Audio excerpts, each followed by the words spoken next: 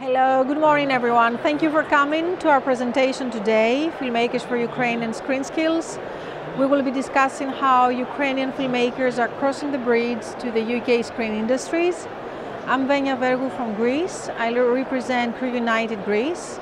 Crew United is a film network that has been operating over the last 26 years, networking film professionals in different European countries in order to connect and work together to create great films.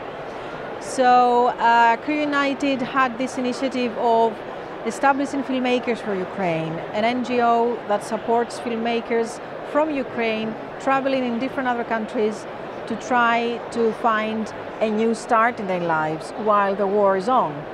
So we were very happy to start this collaboration with ScreenSkills, and this is why we are here today to discuss how ScreenSkills can offer training services to the benefit of Ukrainians who are here in the UK and try to integrate with the local film industry. Calvin Walker is also here with us today, a colleague of Filmmakers for Ukraine, who has been a great support in this initiative. Also, Kozhema is here with us. She's representing Talented UA UK, an incredible initiative where Ukrainians living in the UK can register on this database in order to be able to network and find jobs in this country. So we were very lucky to have ScreenSkills as a wonderful collaborator in this idea of ours to try and find ways of helping you incorporate in the industry here. So I will introduce you to our speakers today, and I hope we'll have a very interesting discussion. Next to me is Nicky. She is the head of high-end TV mid-career progression from ScreenSkills, and Nicky was kind enough to offer a Zoom presentation recently for Ukrainians based in the UK. Next to Nicky is Phillip Covell. Phillip is a very experienced consultant and founder of businesses related to the industry for many years now. And he was recently the recipient of the special prize by International Broadcast Convention because of a wonderful initiative he had with colleagues of his about helping Ukrainian professionals of the broadcast industry to stand up on their feet after the beginning of the war, and he will explain more about this. Next to Philip, we have Diana Olifirova from Ukraine. Diana has been living in the UK since 2012, and she's a Ukrainian filmmaker who came here to carry on her studies, and she started her career as a filmmaker here. So she will explain more about how she was able to find opportunities of working within the UK industry. And next to Diana is Olga Kozhema. Olga is a wonderful colleague at Filmmakers for Ukraine. She is from Ukraine, an amazing filmmaker, talented and young, passionate. And she was recently arriving in the UK to work for a TV series. Next to her is Zoe Mello. Zoe comes from is the executive producer of Roughcut company from the UK, here based in London. She's actually the lady representing the company that hired Olga at the TV series that we're shooting in London.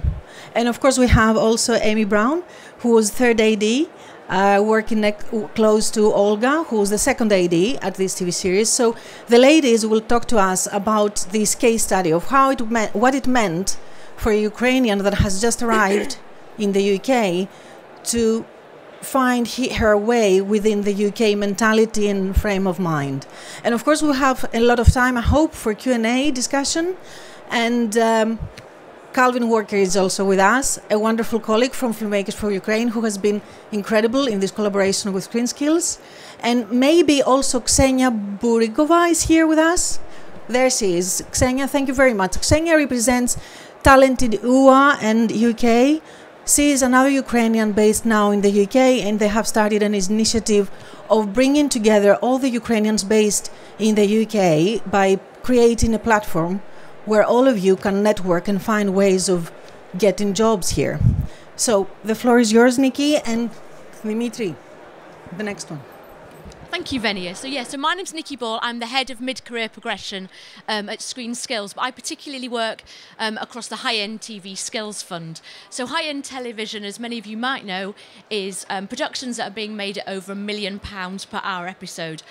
So that can be drama, that can be comedy, but that can also be unscripted. And we work with a lot of international natural history documentary, which is shooting a lot of it out of London, but most of it out of Bristol, with natural history units, not only at the BBC, but in the independent sector. So the reason that we started working with the team was absolutely to sort of highlight all the things that ScreenSkills, but absolutely all the things that the high-end TV skills fund can offer. That is to anybody who has got a right to work in the UK, so not only for our Ukrainian friends and colleagues who are here, but for really anybody who's across the UK and working in the industry. So, for instance, we have programmes right from what we say new entrant level right through to series producer and co-producer. So I know I shouldn't do this, but Emily, who I've known for quite a few years, was on our trainee finder programme 3 or 4 years ago. 4 years ago, yeah. So what's brilliant about working in the high-end TV skills fund is that we meet and support individuals right from their start of their career, and then 4 years later, as people have progressed, you know, we see people now who we've supported now working on co-producer programs as well with us. But we have Trainee Finder, we take on about 250 trainees a year. We have Make a Move, which is for people stepping up in their career. So be it a runner to a third, a coordinator to a production manager, makeup artist to makeup supervisor. We also have a lot of transfer and step-up programs. So, you know, do look at our website, because at the moment we're advertising opportunities for people to step up in the accounts department. We'll be offering opportunities as well to step up to first AD, step up to line producer. So a lot of those programs are very much about classroom-based training, short courses, and then the high-end TV skills fund will actually pay for you to do paid placements. So job shadowing. So you absolutely get to understand and learn that job in the premise that you are there to learn the job. You know, the pressure is taken off. We also have bursaries at ScreenSkills. So again, if you're looking for support with driving lessons, with HGV training, with your electrical qualification, with movie magic, budgeting and scheduling, barbering, textured hair courses, we can support with that. And also we have e-learning. Lots of our new e-learning modules, and particularly something called Script to Screen. So, you know, do look at our website, and, you know, we talked about it the other night, that there's so much on our website now which is accessible to everybody. It's just that you might not know it's there. So that's what we do, and I'm going to pass over to Phillip. Thank you. So I'm here to tell you a bit about support for Ukrainian media professionals. It was formed by Sonia Shakarova of Playbox Neo, Daniela Wagner of Synergy, and myself in answer to the Russian invasion, and particularly the attack on the Kiev TV tower. To give you an idea of how quickly things moved from that point, because that really hit me quite personally, having a history in broadcast. The attack was at 3 p.m. UK time. I first heard from Sonia at 3:48. At 6 p.m. we had a fully formed plan to help Ukrainian broadcasters get back on air with Channel in the Box solutions, and how we were going to help refugees across Europe. Now, Daniela's company had 35 staff in Ukraine, which her husband and a couple of other guys pulled out. And some of our other partners, like Avid, had 200 staff in there, which they've been supporting as best they can since. So basically, we brought together the A to Z of broadcast, film and streaming, from ARRI to Walt Disney and Warner Brothers. We acquired the support of the IABM, the International Association of Broadcast Manufacturers, the International Broadcast Convention, IBC, National Association of Broadcasters in America, and PACT, which is the Producers Association in the UK.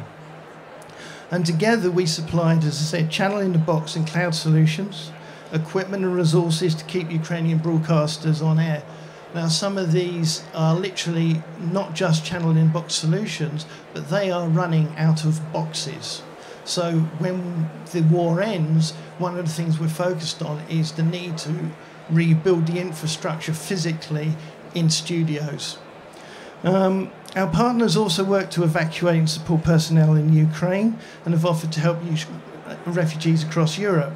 So our key partners are Avid for supporting their employees, Octopus Newsroom for news and humanitarian efforts, Subtitle Next supplied subtitling solutions across Europe to add Ukraine language into subtitling in various countries.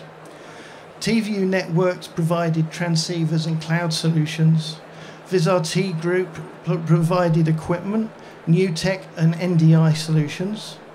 Pact created the YouTube children's channel Sunflower TV, which is accessed across the UK production for children's TV. Caspian One, who are a recruitment company, offered roles to refugees. Vision House in Ukraine created the Stand for UA charity, and Filmmakers for Ukraine, who we're here with, and all their efforts I applaud. We're now pivoting, as I said, to help focus on what needs to be rebuilt and what needs to be done this winter. One of the things we're asking for is if anyone knows of disused or unwanted generators, we need generators to send out to Ukraine. And it doesn't matter if they're 1 kilowatt or 30 kilowatt or more. Mm-hmm. Mm-hmm. And we'd really like to see producers and creative agencies posting on our LinkedIn page opportunities for Ukrainian professionals who are outside of Ukraine and offers of help for professionals who are still in Ukraine. So if you can give work to someone remotely, wherever they are in Europe, we're really appreciative of that. In closing, I'd like to thank Filmmakers for Ukraine and just say there is so much more left to do. And on that, I'm going to hand over. Thank you. Thank you. Great. Hi, I'm Diana. I'm a cinematographer based in London, and I moved here 10 years ago to study in National Film School after doing 5 years of my original BA studies in Kiev in Karpenko-Kary. I moved because I was young and I didn't know much about technology, and in Karpenko-Kary we mainly talk about theory and art, and I felt like I'm really missing that part of the industry, so I was looking where to study and came to London and fell in love with the city and the country. And it was really difficult for me after studying to get the visa and keep being here. But, you know, I found ways of doing it. I found different visas. I found, I've been full-time employed for a couple of years, found a company that was willing to employ me as a filmmaker as well as kind of giving me time to do my projects. So, you know, it was a really interesting journey. And I always feel like if someone wants to know how to make it as a freelancer in the filmmaking industry, being from another country in London, it's kind of there's no recipe. You discover by yourself, because every single person has a different experience, and depending what they like or how they like to communicate with people or how they like to work, they find their own kind of, their own parts of the industry and their own kind of people they will connect with, that they will continue to work with. So I always recommend for people that want to be here is to network as much as possible, go to lots of events. I remember when I didn't know anyone, I was in film school, then I got out of it. I had 3 months left until the end of my visa, and I was just okay, let me just Google everything. And I was on Facebook and I looked at all the filmmakers groups. I went to Google and I just Googled filmmakers in the UK jobs, and I found Mandy.com, I found Talented, Talents Manager, yeah. I found Filmmakers UK group on Facebook, I think it was called like that. I think it's changed now. But if you look at it, you find maybe at least 50 of those, because it's just so many people always trying to make things happen. And lots of them, there will be advertisements for jobs, advertisements for freebie jobs, advertisements for short films and collaborations. There will be lots of networking events like Shorts on Tap, which is an evening for short film filmmakers where you meet people that done short films but also they work in the industry, so you can just talk to them and find out more. and just, you know, keep appearing. I kept appearing in all the networking until people knew my name before I came to them. They'll be like, "Oh, you Diana." And it was like the best part, because I was like, okay, people know me now, then I can, like, you know, start integrating a bit more, and I'll be more selective about jobs I do, because I did everything, whatever I got, like a short film, music video, a corporate video, anything I could, you know, put my hands on, I would do. And then slowly I started to having so many of them that I started choosing, okay, this is not the job I want to do, this is the job I want to do, and kind of moving forward and raising my rate up as well, because I've realized, you know, I'm getting so many jobs at this level, I need to raise my rate. As soon as I raised my rate, I got better jobs, and kind of slowly pushing pushing to the APA rate, which is the main commercial rate. Here, if you look it up, it has every profession listed there. And then slowly I got the agent, and then from that I got more bigger jobs and opportunities. So I just always suggest to, like, keep going, keep meeting people, and you'll definitely find a way. Thank you, Diana. Olga, now you will tell us your experience, right? Oh, yeah. So I had quite a story with British filmmaking from the get-go, because back in Ukraine, I was working mostly with co-productions and service productions. So I kind of knew the mentality, I understood the way the things were. And after the war started, my first stop was Berlin, because it was way easier simply geographically. Then when I had an opportunity to jump to the UK, and I mean in terms of the permit to enter the country, I just took a chance. But because, again, it's not my first time in the UK, I know that staying here without a job was quite expensive. So I basically did the same thing that Diana did. I applied for the AD Guild in the UK.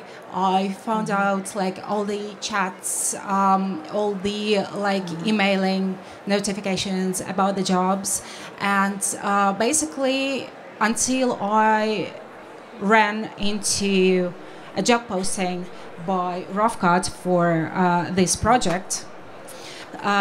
We entered into the communication with one of the production coordinators, and they were, like, very lovely and very responsive. Like, first thing that I say whenever I'm applying is that I'm Ukrainian, and it's not so people pity me in any way. It's just that because I've worked with co-production services, I know that there's difference in systems, there's difference in the mentalities, and sometimes it's not about you, it's just that the project cannot allow any type of leeway. Maybe it's way too complicated, maybe there's, like, a lot of deadlines and other things that you might not be aware of or might not want to be involved in terms of, like, studio politics or something like it. So fortunately, they were a little bit less strict with me, and after some sort of, like, communication back and forth, basically I've arrived on Monday, and on Tuesday I entered the pre-production here in the UK. So just, like, straight away. And of course there are, like, some things that you do not consider. Luckily I was surrounded by people who understood, other than like, maybe issues with not having a national insurance number yet, because it doesn't, like, come straight away, or this is, like, legal things that you don't know about until you face them.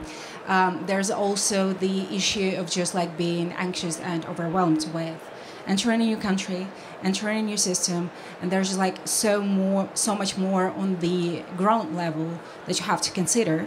So luckily enough, Zoe and another producer were aware of it, and they kind of, like, helped me out with it in many ways.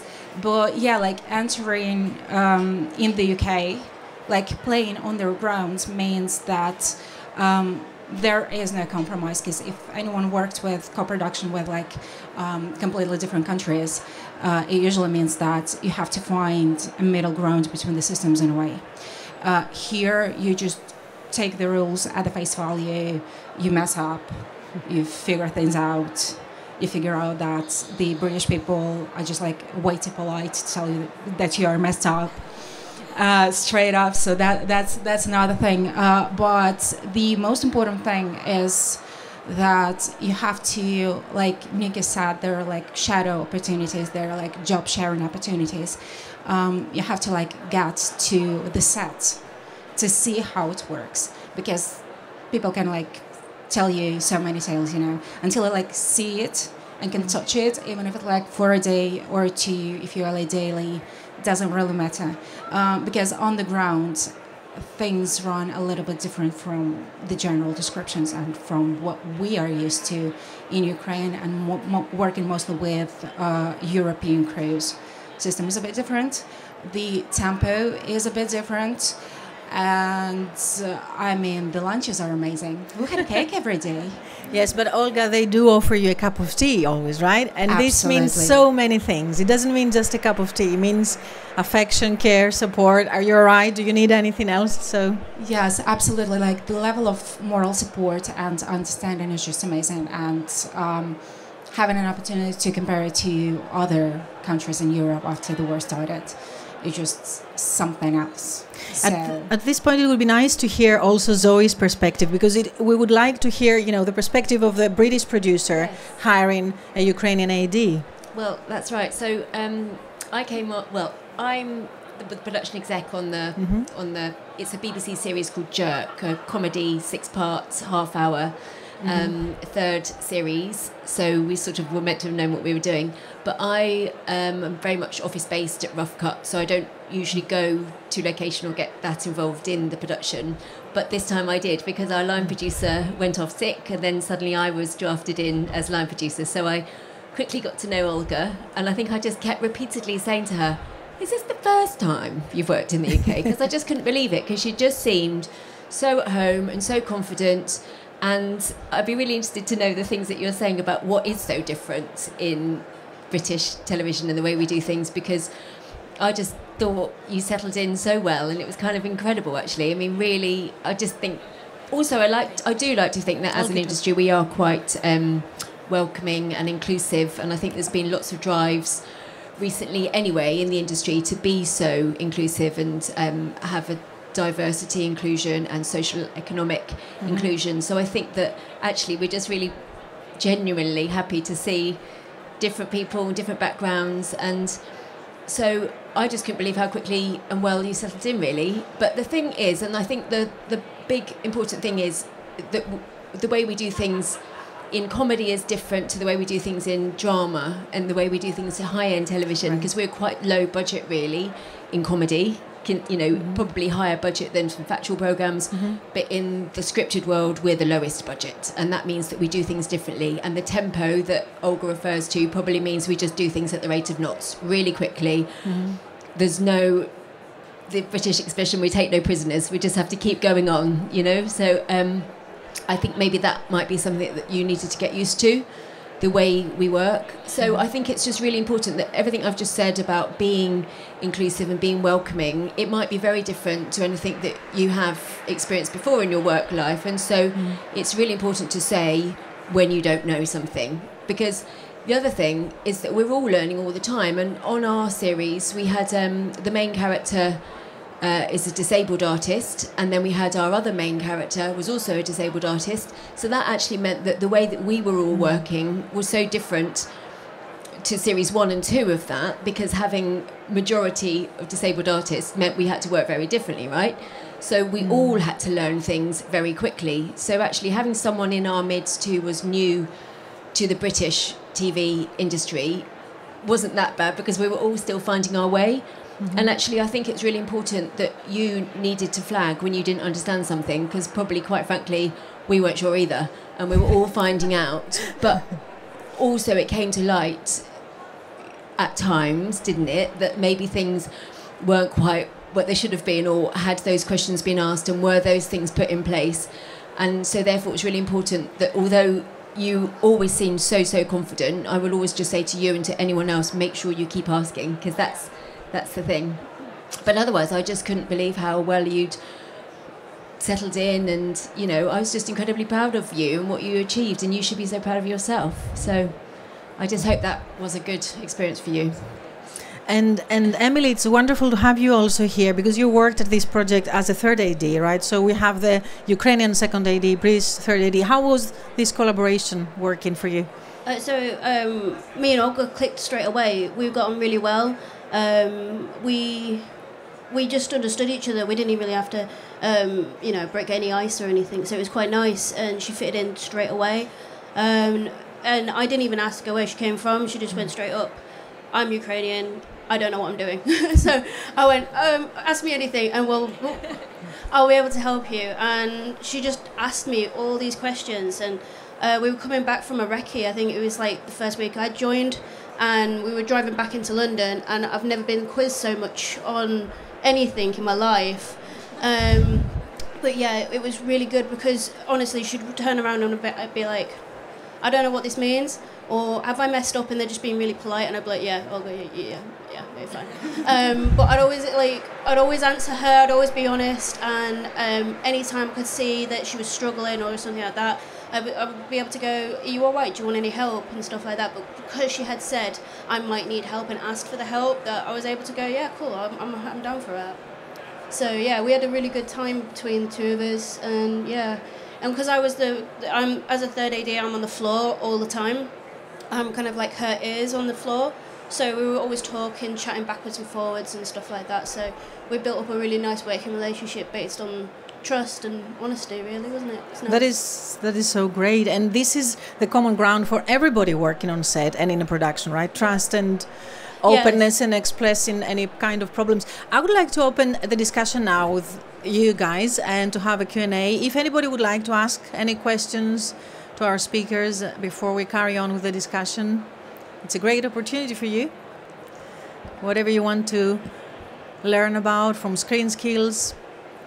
So there's a question there. Maybe we could give you the microphone. Emily, give it to me. Hello. Oh, okay. Thank you very much for your introductions and your speeches. I really appreciate your passion towards Ukraine and your eagerness to help. This is great. Oh, by the way, I am a script writer from Ukraine. I came like last week. I emailed many of you already, so you probably might remember my name. It's Ed Daniluk. But anyway, my question is, probably there are two big sectors of help for Ukrainian filmmakers. One is for those who came here to the UK to stay, right? And that's the way how Ukrainian vision of life can develop here in the Western world, in a way, right? Another thing is for somebody like myself, right? People who came here just to visit, and we intend to come back. We obviously would like to reflect on what we see there and what we experience there. Convert our ideas and our creative inspiration into something that other people could see. So I guess the help and support from you guys, your advice, your recommendations might be a bit different for those two big groups of people. So it would be great if you could, briefly say what would be your advice for people like myself, right? For people who came here and live in a week or two, what we can do with your support, or your advice, your recommendations. Thanks a lot.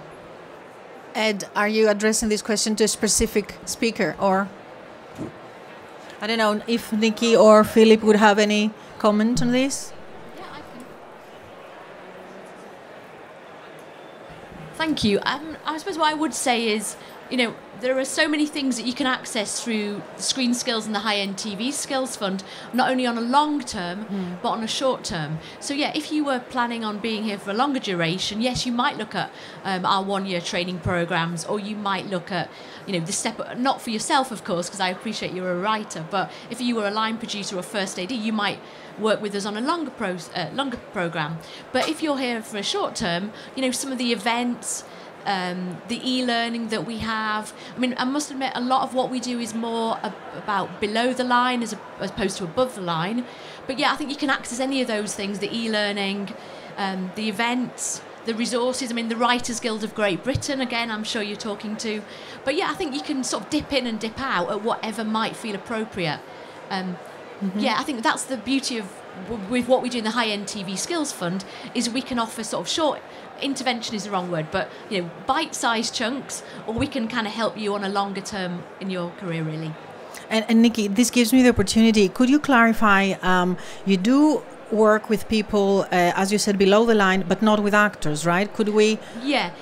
So ScreenSkills, with working with the BFI, but also with the Film Skills Fund and the High-End TV Skills Fund, we generally cover, so producer, director and writer, but more so below the line. In terms of stunts and acting, that absolutely would be through equity. And again, for those of you who work in corporate and commercial production, that would generally be the APA. Okay, that's great. Any other question? Okay, let me. I have a question for you, Ukrainian girls. I'm a producer from Poland. We do commercials. We partner up with family from Kiev, and it's been going good. But I think we can do more. I'd like to do more. So if there's one thing we as producers, commercial producers, could engage in, what you think it should be, some kind of a help program, or you know, just something you think we should do, because I don't think there's much of help directed to filmmakers from the government side, because it's all focused on the refugees. But we, as a private company, would like to get engaged more. So if you have any tips or ideas.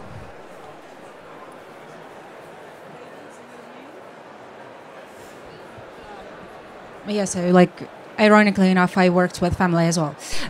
So yeah, in terms of commercials, sometimes I think that if you like enter a country, it's easier to get on a short project just to get your start. One of the things that I faced in my search for a job, sometimes I was hesitant to send my CV knowing that I am a Ukrainian and not a local to a certain country. So sometimes if you mark an opening being like, hey, we're open for Ukrainians. Another thing is that this fantastic database that we as Filmmakers for Ukraine are affiliated with, called Crew United, we have a separate listing of people marked as refugees on the website. And I mean actors, technical staff, directors, producers, you name it, basically everyone. So sometimes we just look for jobs and trying to understand from the job description whether they will take somebody from Ukraine. So if you could make that more clear, that would be fantastic. And also, most of us are still in touch with the production companies that we used to work with in Kiev, so maybe getting a connection through them would be great too. And if I could just add to this, as Olga mentioned, Crew United is a database basically where filmmakers have their profiles so that they can connect and find jobs. But we also announce job offers, right? So, and as Olga mentioned, there are many Ukrainians that have registered with Crew United, but they're based all over Europe, basically, right? So if you keep an eye on the postings, you might find announcement of job offers in different countries. That is a way also. Sure. Phillip. I'd also add that if you find support for Ukrainian media professionals on LinkedIn, our page is on Filmmakers for Ukraine's page, and you can join our group. We're 450 strong from 280 organizations and companies worldwide. It's not centralized. You can become a member. There's an approval process which is cut out, people just dumping. But basically, you can access our members, and directly, you don't have to go through a centralized process of saying, we want to do this. If you want to say something or you have a job offer, you can post it after you're a member. We'll approve it, and it's up there for all members to see and pass on. And we really recommend people do that. We'd like people to do it more often. Phillip, but you can do it behind the scenes as well. How can people be a member in this group? If you're on LinkedIn and you can find support for Ukrainian media professionals or through your page, just sign up and ask to join the group. Right. And one of us will approve your membership, and then you can either contact people directly or you can post onto the group. So basically, this is your goal from now on, looking ahead, trying to make sure that people that are part of your group and members of your group have a future in finding jobs, no matter where they're staying right now. And the more activity there is on the page, it's gone a bit quiet since we solved the main problems for the broadcasters.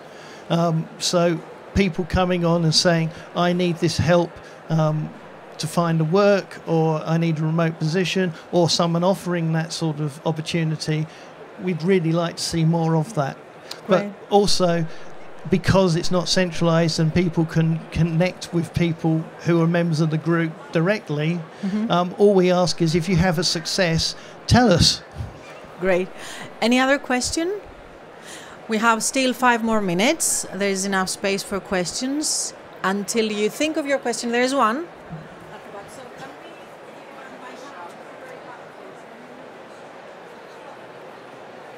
It's potentially quite a short question, but are there any legal barriers to employment for refugees once they've moved here already, or is it fairly straightforward? I know you mentioned that there were some issues with national insurance, etc. Are there any further challenges, or is it a fairly simple process?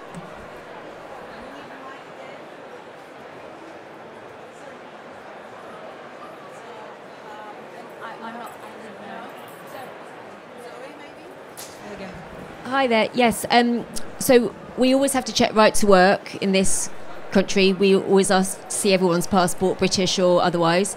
And so I was just quickly asking Olga what happened with that, because when I wasn't here, but basically when you arrived in the country, you had a visa, and then you got a residence permit, and then that gives you access to work here. That's right, isn't it?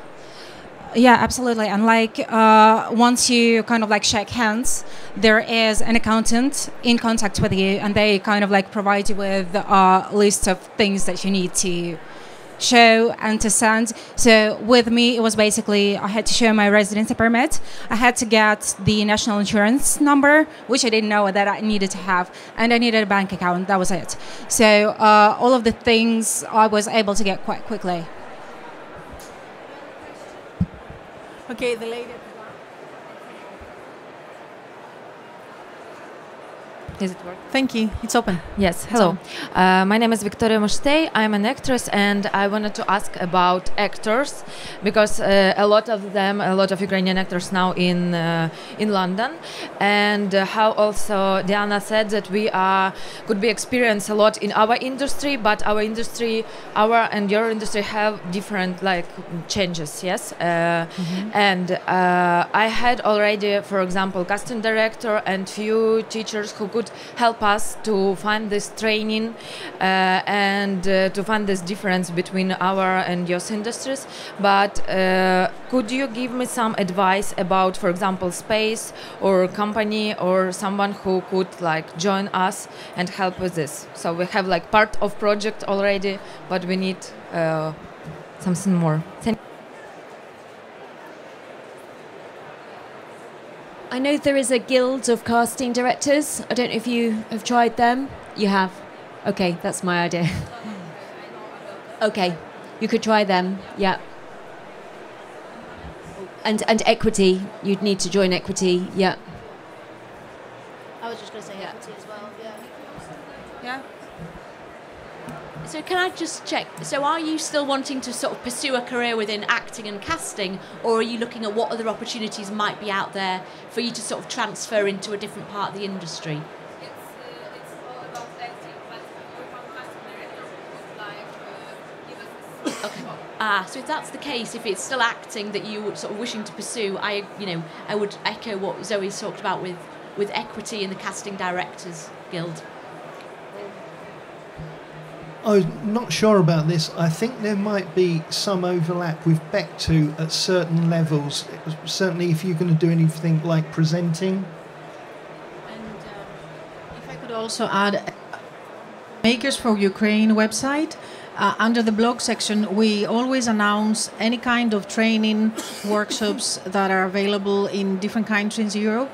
And some of them are addressed to acting because Crew United is very much focused into working with actors. We organize very frequently training sessions all over Europe for casting directors and actors. So keep an eye on our websites as well for this.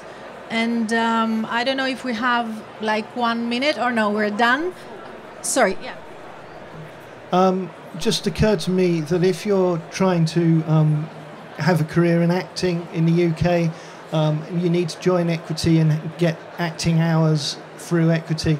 You might want to approach some of the universities that have media courses and need people to act in them, short films, etc. That could help get your hours up. Before we thank you all, two last things.